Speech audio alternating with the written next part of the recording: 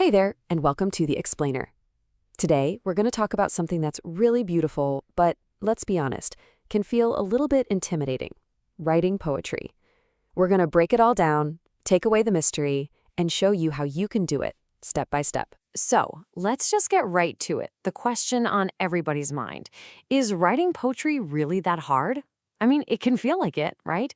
You've got these big ideas, these feelings you want to get out, but trying to shape them into a poem, it can feel like you're trying to solve some impossible puzzle. But what if I told you it's actually way more straightforward than you think? Here is the secret. Let's stop thinking about poetry as this kind of mysterious, magical thing that only a few people can do. Instead, think of it like building a house. Yeah, really. It's a craft. It has a structure. It needs the right materials. And once you have the right tools and a solid plan, you can build something amazing. So here's our blueprint for today. First, we'll stick with this idea that poetry is like building. Then we'll get into the music of it all by mastering rhyme. After that, we'll talk about the colors, choosing the perfect words. Then we'll focus on creating flow and structuring your verses. And finally, we'll put it all together in your very own poet's toolkit. All right, first things first. Poetry is like building. And just like any house needs bricks and wood, a poem needs two essential materials to really work. Those are rhyme and your choice of words. If you can get these two things right, your poem will have a foundation that's rock solid. Okay, part 2. Let's talk about the music of your poem. This is all about mastering rhyme. Rhyme is what gives a poem that special, lyrical quality that just makes it, well, sing. It's an incredibly powerful tool for laying the groundwork for your entire piece. So where do you even begin with rhyme?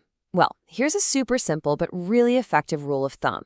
If you've got a little 4-line stanza, a simple trick is to make the last word of the second line rhyme with the last word of the fourth line. That's it. It creates this really pleasing, clean rhythm that's a fantastic starting point. Now for a really cool, kind of advanced tip that comes from Vietnamese poetry. It's all about something called the bằng tone pattern. Basically, you can think of words as having either a sharp tone or a flat tone. Now the key rule is so simple.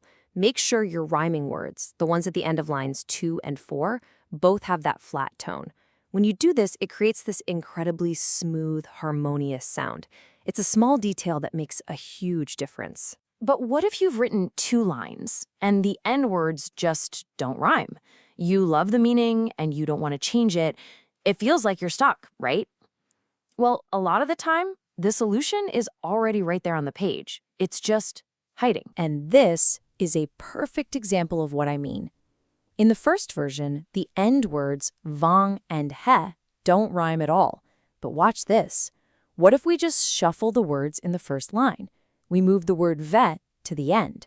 Suddenly, we have ve and he. It's a perfect rhyme. We didn't add any new words. We didn't change the meaning. We just moved things around. It's like a little magic trick. Okay, part 3. Let's talk colors. We've got our music down with rhyme. Now it's time to choose the colors we're going to paint with. And in poetry, our paint is our words. The words you choose are how you create those vivid pictures and powerful emotions that make a poem stick with someone. So where on earth do you find all these amazing words? Well, the acclaimed poet Layman Cook gave what is probably the best advice ever on this. He said, "The best way is to read a lot of books and newspapers." It's that simple. Just read. Read everything you can get your hands on. That's how you fill up your mental palette with a huge range of colors to paint with. And hey, this isn't just advice for people who are starting out. Even successful, award-winning young poets like Ten Phuc say the exact same thing. Reading is the key. Because it doesn't just give you new words. It gives you new ideas, new perspectives, new ways of seeing the world.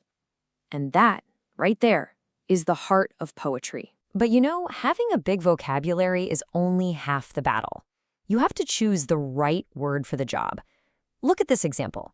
Saying the sun smiled with a wide open mouth, I mean, it sounds a little goofy, doesn't it?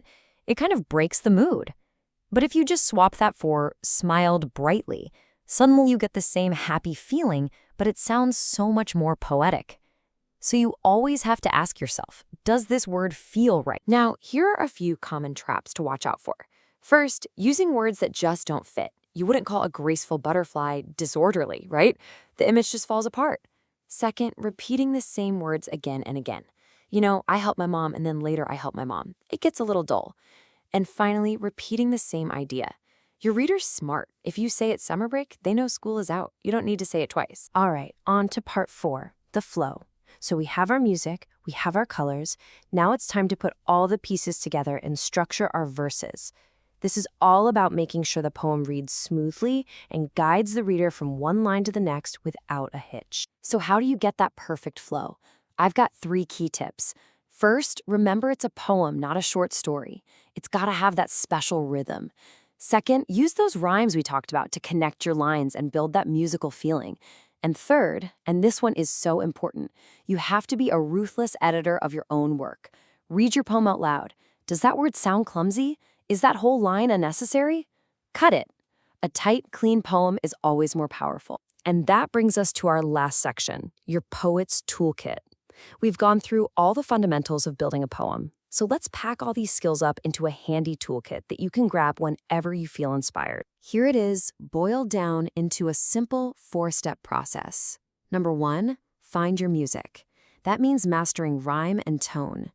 Number 2, choose your colors. Pick words that are both beautiful and meaningful. Number 3, create your flow. Arrange your lines so they have a smooth, natural rhythm. And number 4, the secret sauce. Read everything you can, and then be brave enough to revise your own work and cut what isn't needed. So there you have it. You've got the blueprint, you've got the materials, and you've got the building techniques. See, writing poetry isn't some secret locked room. It's an open field just waiting for you to build something. You've got the tools now. So the only question left is, what are you going to build?